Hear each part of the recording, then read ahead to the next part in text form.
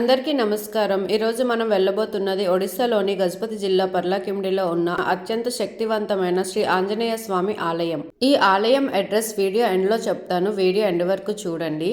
మన ఛానల్ ని like, share and subscribe చేసుకోండి. ఇది కేవలం ఒక ఆలయం మాత్రమే కాదు. ఇది చరిత్ర, భక్తి, శిల్పకళ కలిసిన ఒక అద్భుతమైన పవిత్ర స్థలం.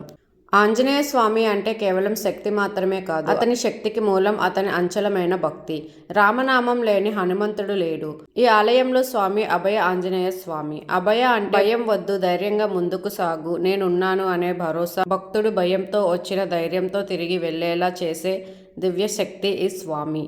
ఈ ఆలయం గోడలపై ఉన్న శిల్పాలను ఒకసారి గమనించండి. రాతితో చెక్కిన ఈ కళ అప్పటి కళాకారులు సాధారణంగా నైపుణ్యానికి సాక్ష్యంగా నిలుస్తుంది. ప్రతి శిల్పం ఒక కథ చెప్పేలా ఉంటుంది. కాలం ఎంత మారినా ఈ రాతి కళ మాత్రం అంచెలంచెలుగా నిలిచింది. రాతితో చేసిన ఈ జాలి కిటికీలు కేవలం గాలి, వెలుతురు కోసం మాత్రమే కాకుండా ఆలయంలోకి ఒక ప్రత్యేక అందాన్ని ఇచ్చాయి.